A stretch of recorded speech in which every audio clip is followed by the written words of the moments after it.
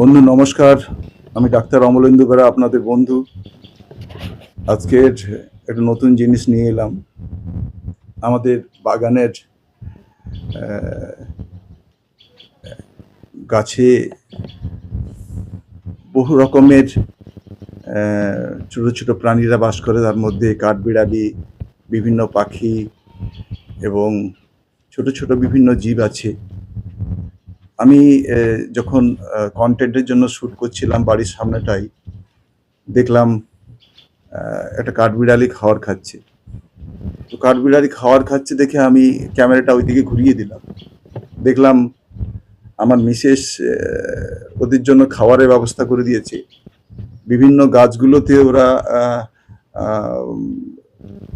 এই এই পলি ব্যাগের মধ্যে আমার মিসেস ওদের জন্য চালের গুঁড়ো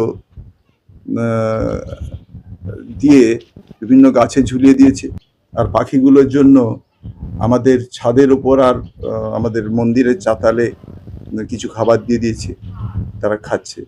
তো আমার চোখের সামনে এটা ভেসে উঠতে আমি সঙ্গে সঙ্গে ক্যামেরা ঘুরিয়ে দিয়ে এই দৃশ্যটা ক্যামেরাবন্দি করলাম এবং আপনাদের দেখাবো বলে তাই।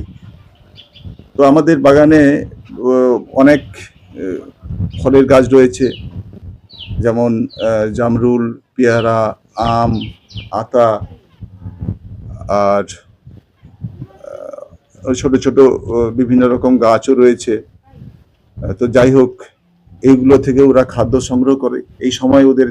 এই সময়টা খাদ্য সংকট থাকে। খাদ্য সংকটের কারণে ওরা কি করবে ভেবে পায় না, এখানে ওখানে ঘোরে। এমনকি আমার বাড়ির ভেতরেও ঢুকে যায়। তো বাড়ির ভেতরে ঢুকে গিয়ে আমাদের যে ঠাকুর মন্দির, যেখানে পুজো হয়, সেখানে ঠাকুরকে যে নৈবেদ্য দেওয়া হয়, সেই নৈবেদ্য ওরা খেয়ে নেয় এবং ওলট পালট করে দিয়ে আসে। কোনো কোনো দিন তো এলোপাথারি সব জিনিস ছুঁড়ে ফেলে দিয়ে এরা, বিশেষ করে কাঠবিড়ালি ঢোকে, কাঠবিড়ালি এই কাণ্ডগুলো করে। যাই হোক, এদেরকে আমি ঠিক রাখার জন্য পাশাপাশি যে প্রতিবেশী যারা আছে আমি বলে দিয়েছি, দেখো কোনো রকম বিষ টিষ দিও না কোথাও বাইরে।